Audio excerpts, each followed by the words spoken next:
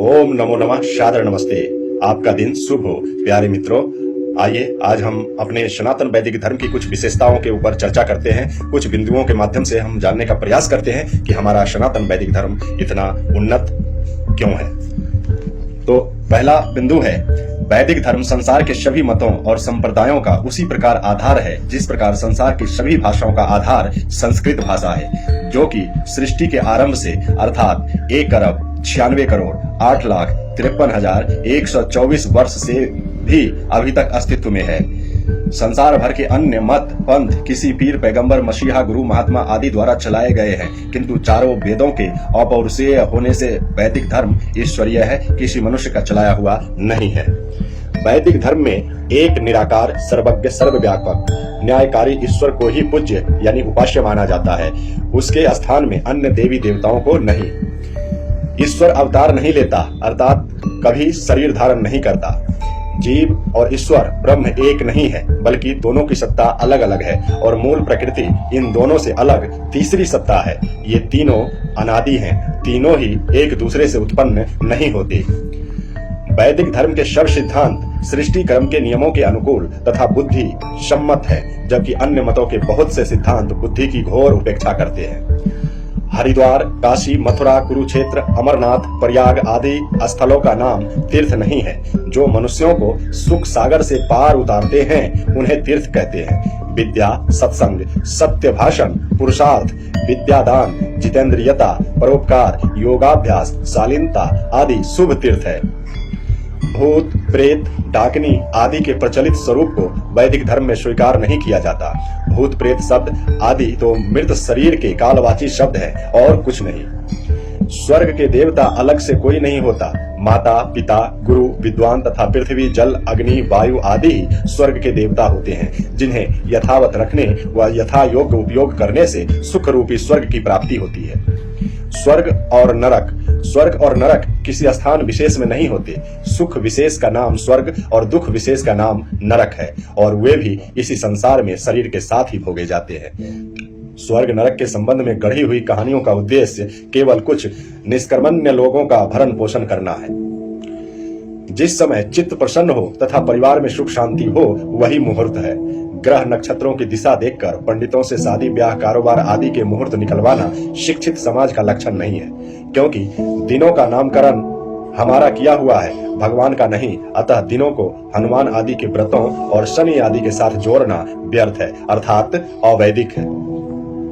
राशिफल एवं फलित ज्योतिषी, ग्रह नक्षत्र जड़ है और जड़ वस्तु का प्रभाव सभी पर एक सा पड़ता है, अलग अलग नहीं। अतः ग्रह नक्षत्र देखकर राशि निर्धारित करना एवं उन राशियों के आधार पर मनुष्य के विषय में भांति भांति की भविष्यवाणियां करना नितांत अवैज्ञानिक है। जन्म पत्री देखकर वर वधू का चयन करने के बजाय हमें गुण, कर्म, स्वभाव एवं चिकित्सकीय परीक्षण के आधार पर ही रिश्ते तय करने चाहिए। जन्म पत्रियों का मिलान करके जिनके विवाह हुए हैं, क्या वे दंपति पूर्णतः सुखी हैं? विचार करें। राम, रावण व कृष्ण कंस की राशि एक ही थी। दुनिया में चमत्कार कुछ भी नहीं है। हाथ घुमाकर चैन, लॉकेट बनाना एवं भभूति देकर रोगों को ठीक करने का दावा करने वाले क्या उसी चमत्कार विद्या से रेल का इंजन व बड़े बड़े भवन बना सकते हैं? या कैंसर, हृदय तथा मस्तिष्क के रोगों को बिना ऑपरेशन के ठीक कर सकते हैं क्या? यदि वह ऐसा कर सकते हैं तो उन्होंने अपने आश्रमों में इन रोगों के उपचार के लिए बड़े बड़े अस्पताल क्यों न बनवा रखे हैं? वे अपनी चमत्कारी विद्या से देश के करोड़ों अभावग्रस्त लोगों के दुख दर्द क्यों नहीं दूर कर देते? असल में चमत्कार एक मदारीपन है, जो धर्म की आड़ में धर्म भीरू जनता के शोषण का बढ़िया तरीका है। गुरु और गुरुडमः, जीवन को संस्कारित करने में गुरु का महत्वपूर्ण स्थान है। अतः गुरु के प्रति श्रद्धा भाव रखना उचित है, लेकिन गुरु को एक लौकिक दिव्य शक्ति से युक्त मानकर उससे नामदान लेना, भगवान या भगवान का प्रतिनिधि मानकर उसका अथवा उसके चित्र की पूजा अर्चना करना, उसके दर्शन या गुरु नाम का संकीर्तन करने से मात्र से दुखों और पापों से मुक्ति मानना आदि गुरुडम की विष बेल है, अर्थात वैदिक मान्यताओं के विरुद्ध है। अतः इसका परित्याग करना चाहिए। मृतक कर्म, मनुष्य की मृत्यु के बाद उसके मृत शरीर का दाह कर्म करने के पश्चात अन्य कोई करणीय कार्य शेष नहीं रह जाता।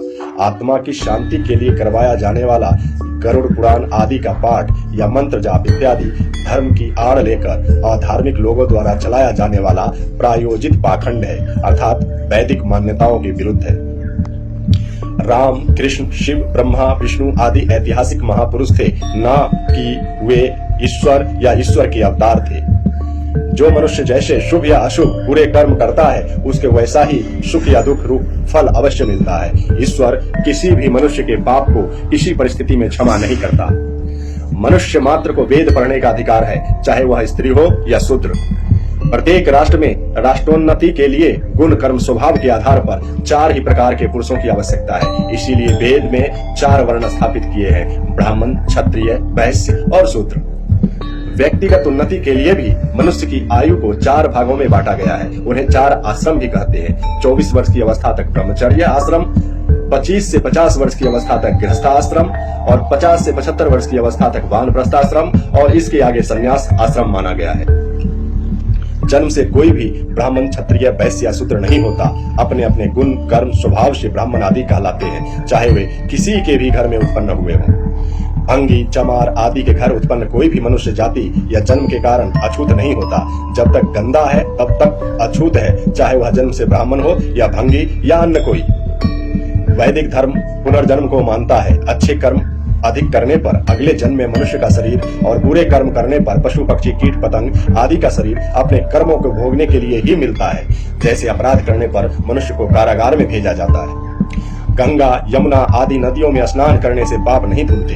वेद के अनुसार उत्तम कर्म करने से व्यक्ति भविष्य में पाप करने से बच सकता है। जल से तो केवल शरीर का मल साफ होता है, आत्मा का नहीं। पंच महायज्ञ करना प्रत्येक गृहस्थी के लिए आवश्यक है। मनुष्य के शरीर, मन तथा आत्मा को संस्कारी उत्तम बनाने के लिए गर्भाधान संस्कार से लेकर अंत्येष्टि पर्यंत 16 संस्कारों का करना सभी गृहस्थों का निहित कर्तव्य है। मूर्ति पूजा, सूतियों का जल विसर्जन, जगराता, कावर लाना, छुआछूत, जाति पाति, जादू टोना टोटका, डोरा डंडा, ताबीज, शगुन, जनपत्री, फलित ज्योतिषी, हस्तरेखा, नवग्रह पूजा, अंधविश्वास, बलि प्रथा, सती प्रथा, मांसाहारा, मद्यपान, बहुविवाह आदि सामाजिक कुरीतियां वैदिक राह से भटक जाने के बाद हिंदू धर्म के नाम से बनी हुई वेदों में इनका नाम कहीं भी नहीं है।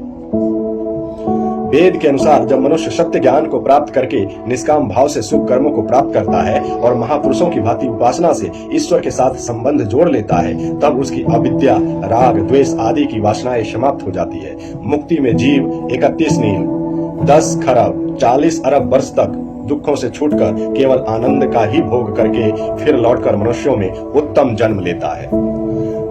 जब जब मिले तब तब परस्पर नमस्ते शब्द बोलकर अभिवादन करें, यही भारत की प्राचीनतम वैदिक प्रणाली है। वेद में परमेश्वर के अनेक नामों का निर्देश किया है, जिसमें मुख्य नाम ओम है। शेष नाम गौणिक कहलाते हैं, अर्थात यथागुण तथा नाम, यथागुण तथा नाम। ओम नमो नमः, सादर नमस्ते। आपका दिन शुभ हो।